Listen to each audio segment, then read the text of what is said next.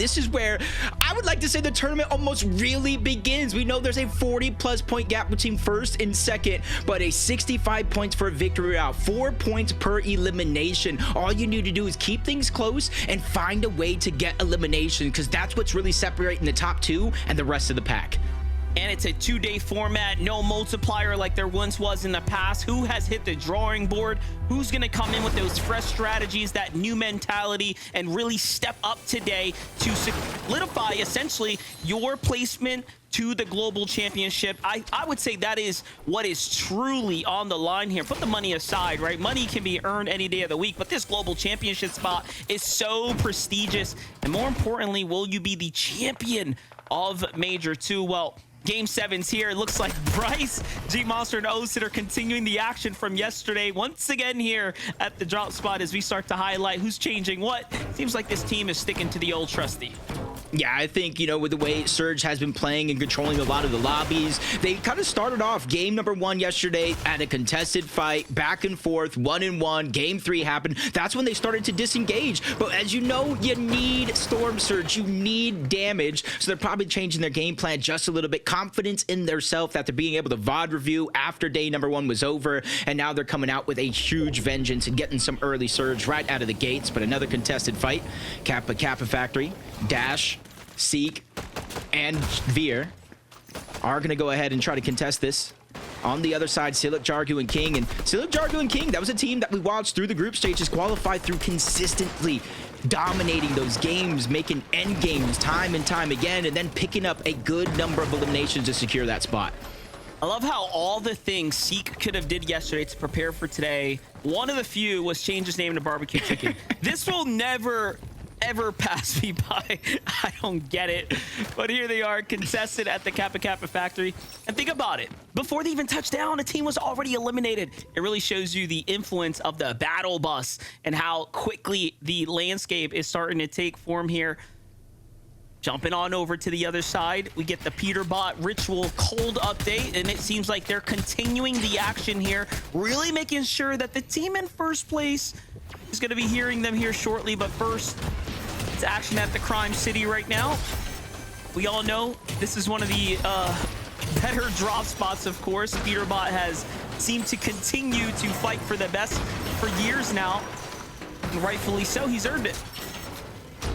Yeah, one of the better mechanically skilled players in 1v1s, and that was something that we noticed yesterday. Even though he made that sneak play in the decision, he did it all by himself. Even when Clicks and Yamza were able to kind of converge over and try to get the help to Higgs, instead of taking a 3v1 or a 3v2, they chose to try to disengage. They didn't have the full setup that they wanted.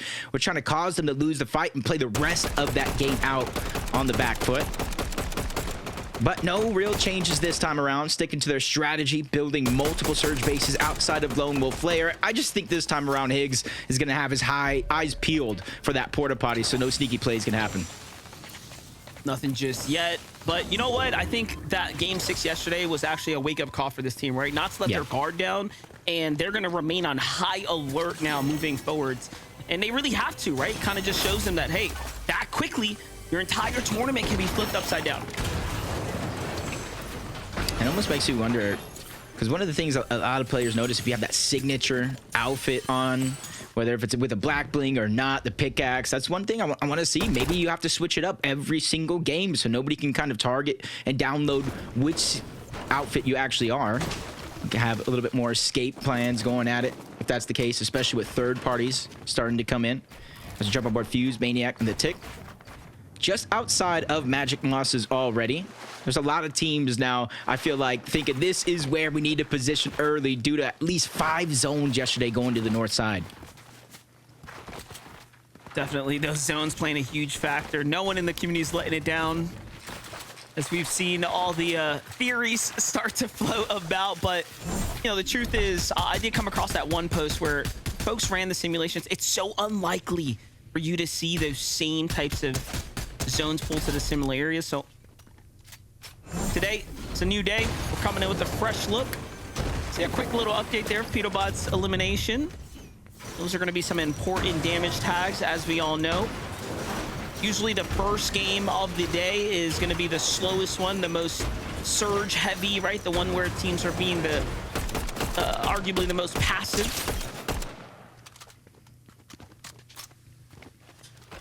For the most part, 90 players still left alive, 31 teams, even with a couple eliminations going down in the moment. You see it going right back up to 90. Reboots are going off, and that's what I would expect. Even with PeterBot taking down a Minish there not too long ago, you expect him with the uncontested drop of Foxy Floodgates to get back into the game, and that's kind of the nature of it all. Slow and steady at the start, try to minimize the amount of mistakes, and you just gotta hope for a team like that going down, being forced to reboot, having to reaccumulate some of that surge doesn't turn to bite him at the end of the day. As we jump on board, Reek, Cooper, Curly taking full control over Flooded Frogs, trying to spread out. But this time around, it does look like the zone is already moving a little bit to the east outside of their POI.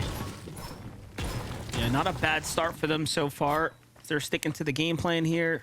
But Reek, Curly, and Cooper, really one of the surprise performers coming up out of nowhere, really showcasing the preparation and the team cohesion that's come together for this trio here. Look at Reek getting active right now, but leaves a wall open and almost gets sent right back to the lobby. That reaction time now to go ahead and buy himself some time. Still trying to see now where those shots come from. Can he fish them out? Cyrus, who's kind of lurking about. Here's what it's looking like from Muzz's perspective. Yamzo and Higgs got sight lines onto him as well. Yeah, a lot of extra loot they can kind of relay outside of Shiny Shafts. You kind of see the mountain that they already built their surge base on top of. So they got natural elevation plus their built elevation. They get a wide view of the land, which is going to be needed now, not only for the surge that they were trying to accumulate monster, but now you see the zone pulling further and further away towards the eastern side. So at least they're going to be able to get a lay of the land, the information of where teams are currently at, boxed up and possibly rotating too. So that way they can try to have a smoother rotation and not running to too many players early on. You can boxing people up. Let's see what's going to happen here. King's making the push in to catch one off guard. However, no big openers just yet. I like how they defensively get together. Gold splashes come down. They have the advantage now. Let's see how King's trio ends up utilizing it. From Seek's perspective, trusting to keep the distance here. Both sides on gold splash effect. Scratch that. Ooh, I like that decision right there. You see Seek making sure to destroy the scanner, trying to give less and less information. That would have been a good tool in their arsenal and being able to know where they're at. Dash being forced down to the low ground. But this is a chance right now. You see him sneaking around, landing some shots onto King, making sure that he knows there's no shields on that player. It could be a chance to go if you guys got the opportunity. But he backtracked into Silic, who's trying to hold defensive position and maybe even inside of the cone to sneak up onto Veer if he doesn't expect him. And now he has a chance, and he boxes up Chicken. Back-to-back shots coming out from Silic. Seek goes down. Now he leaves his trio in a 3v2 situation as the elimination fully gets cleaned up.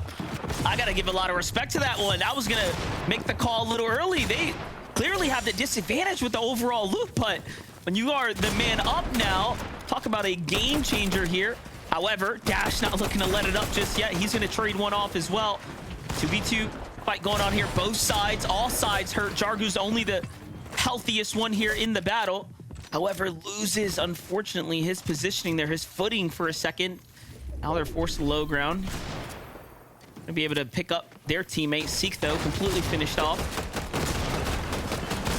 Uh-oh.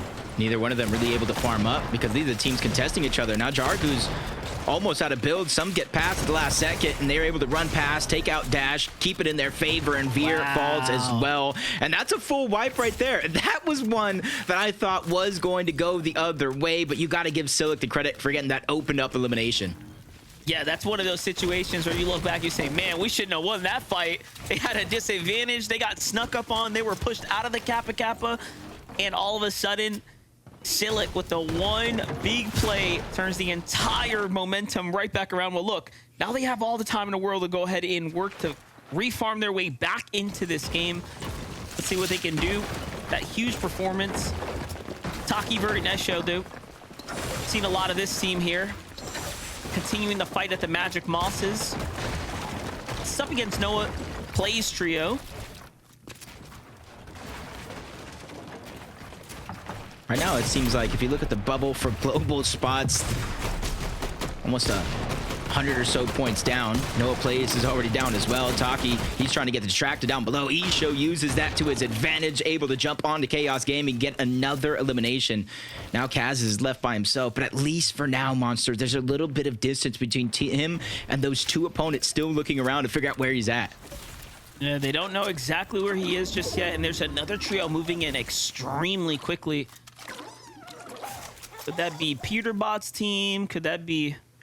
Oh, okay, it's Reet, Curly on the way alongside Cooper there. Taki and Eshu now looking to kind of double back, pair up with one another. Shots come in. Trio wasting no time, letting their presence be known. Uh-oh. Fourth team now enters into the mix, probably an additional team coming from Whiffy.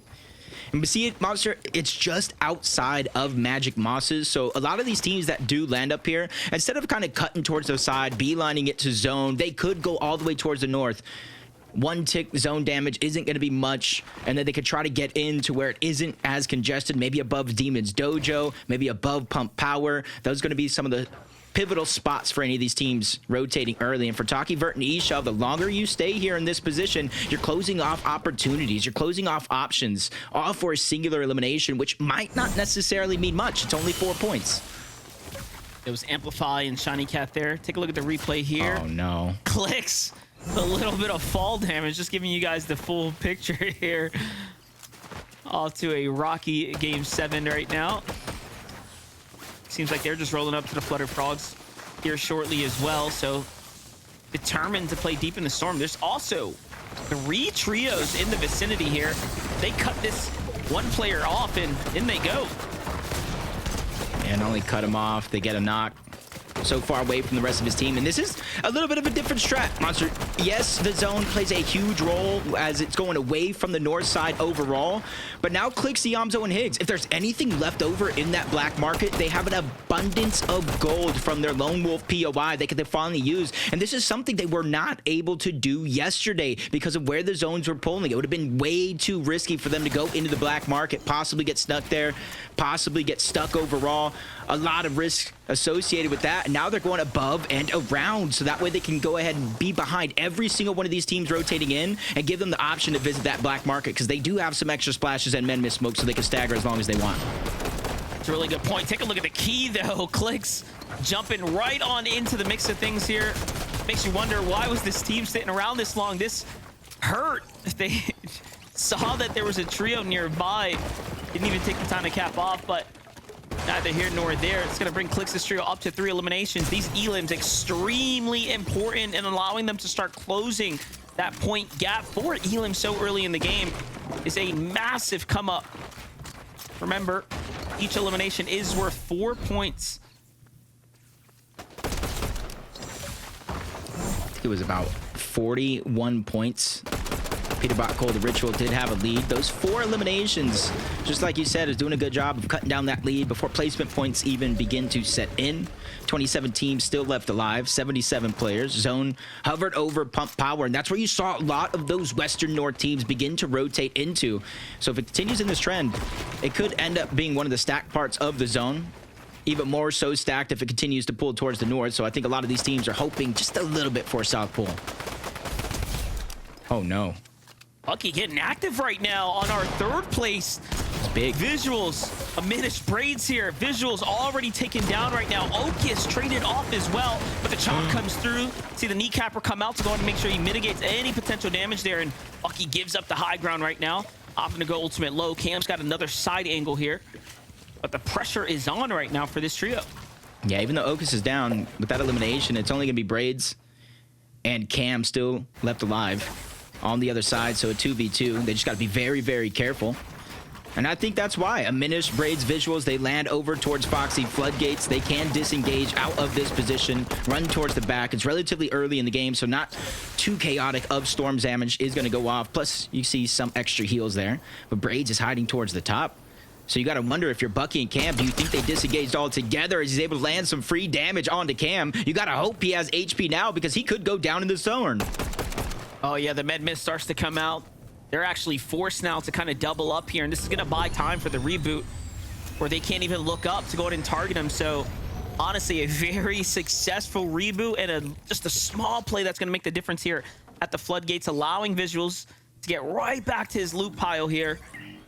And it's little things like that that all of a sudden help you kind of bounce back into the game. And just think about this. Braids, Diminish, and Visuals didn't finish less than 11th place yesterday. The difference maker between them and the teams up in first and second was the fact that the eliminations that PeterBot's trio, Clix's trio, were able to accumulate far outweighed the placement points overall. So That's well pushing said. right now. What? Ooh, Minish is feeling a little confident right now. He takes a big shot, but Cam is now Look at Cam. running his way in. He's smoothly running through those builds like a hot knife through butter. That's a good amount of confidence as well. And Minish forced to use the splashes. There goes the HP. 91 damage above the threshold. You can see with the Minish getting knocked down early, taken down by PeterBot. Another elimination on the Visuals. They need the surge.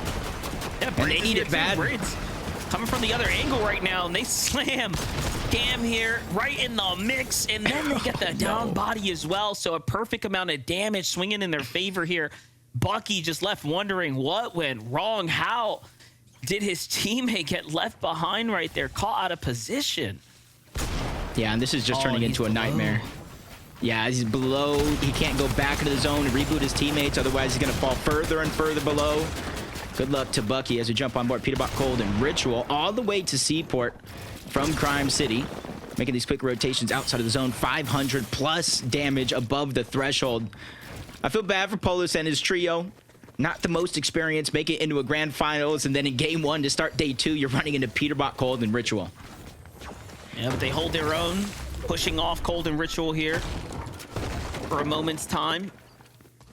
And it makes you wonder if PeterBot plays any better. If we see that game 6 PeterBot come out yesterday with how good Ritual and Cold were performing all throughout the 6 games, they could really find a breakaway moment. But so far, this completely eastern pool here for the zone is still going to end up veering slightly towards the north. But again, a little different than the games that we saw yesterday for the most part.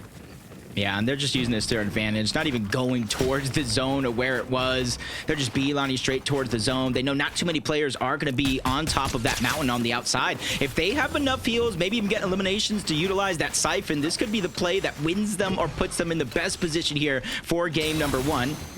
Couple knocks going down. Bucky actually going down to the Storm overall. Storm Surge and him being a solo just didn't work out for him as a Minish still down, stuck between 2 different teams. One of them being Cold and PeterBot, who are quickly moving on over. Yeah, after that knock right there, look at how quickly they're trying to come in for the refresh here potentially. And if you're Visuals, Diminish, and Braids, you got to put up a front right now. You got to put up a defensive hold here. Not only for the damage, but because you got PeterBot's trio inching up on your positioning right now for this prime real estate here. Oh, look, Braids takes off. They're going towards the mountain. It's a bit of a risky play. You see there's just chunks, big chunks of HP missing. They don't have any resources to kind of make that up, and they're just pushing straight in. This might be a blessing though. Joshi's already down. Aoxy's there. They get the elimination onto 1. Even if it's not the points, they're still able to get the loot that they need. Damage for Storm Surge, 51 above, feeling a little bit more comfortable, and that's an understatement because a Minish just goes in and bulldozes that trio back to the lobby. I'm trying to figure out, like, how did they know? Like, they catch a Minish with extremely again, low HP out in the open, but he keys up the mountain and found an even weaker team. They must have been taking a small fight there just before that, before PeterBot kind of put his 2 cents into the mix here. But either way, phenomenal play to keep them in the game right there. Meanwhile, complete other side of the zone here. Climactic and the Obso got to be happy that they're rotating kind of the dead side northern area here, because they're on the opposite side of PeterBot, right? Just staying away from the juggernauts that toppled them over, right? Kind of threw off their entire mid game yesterday in game number 6. You see, they were the only team though to get 2 victory royales yesterday, and honestly, I like this positioning on the zone. If it pulls anywhere but south, they are in one of the best spots in the zone so far, getting ready for these next moving zones. But if it does pull south, not just them, but everybody else on this side of the zone is going to have some trouble trying to make it up over that mountain on the other side. You see so many teams already positioned with that elevation, looking down at the side, not just the Yamzo, but he does land a shot on the Creon, who seems like he might be by himself. I don't see his teammates anywhere. That might be one of the few solos left in this lobby. I wouldn't put it past the Yamzo's team to get this refresh right here, given how weak that team below them is. Dabco, Muzz, and Rise.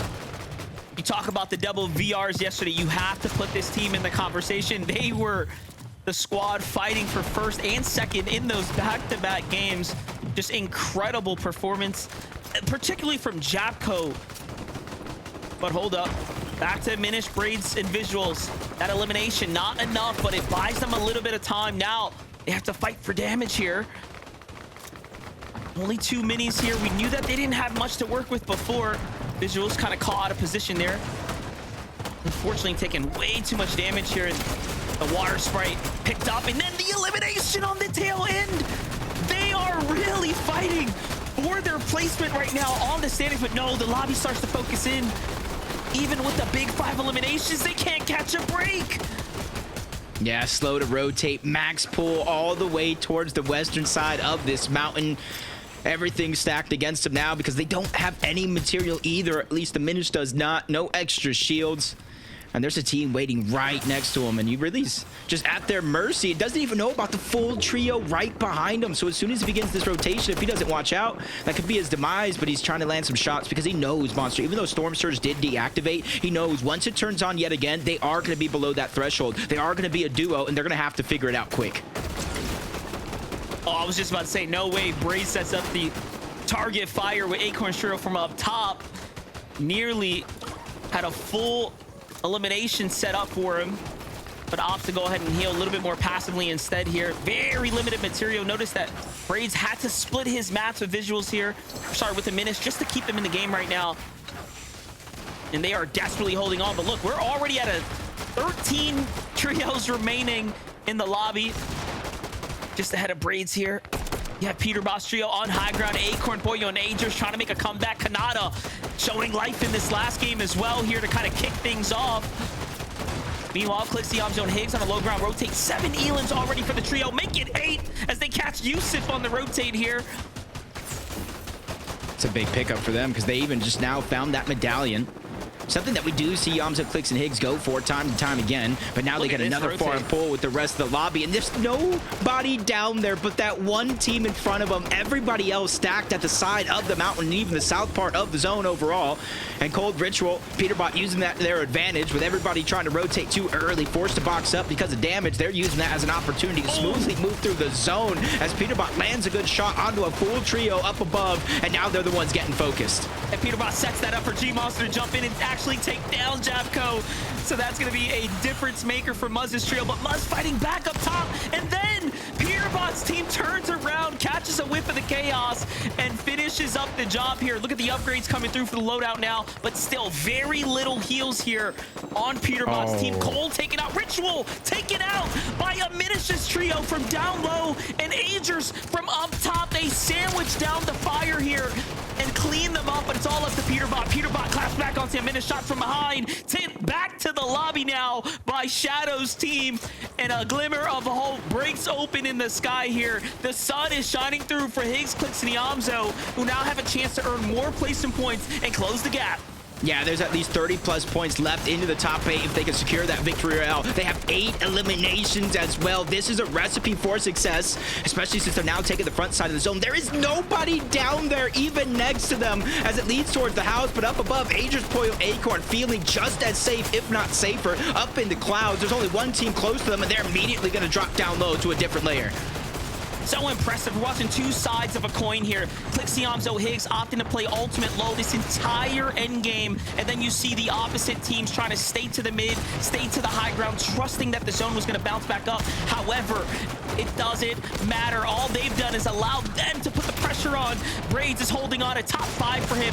Well done, son, but look at what's happening here. Finally now, pressure starting to come in. Clicks is going to be the first to fall. They box him up, try to go for the save. It's Blue, this trio on the other side of the wall. Kanata's there as well, and they are starting to cook it up.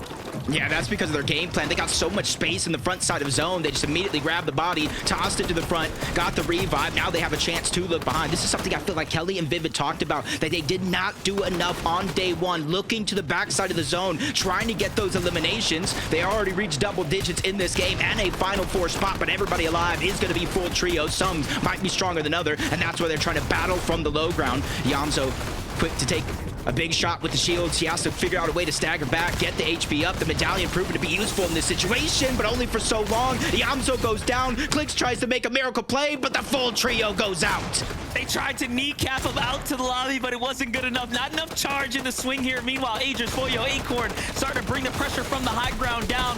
Just 4 eliminations, but this top 3 positioning here is what matters most. But will the veteran trio close this one out is the real question. Shadow's team starting to turn online here. Curve, Tyler staying at the front side of zone here.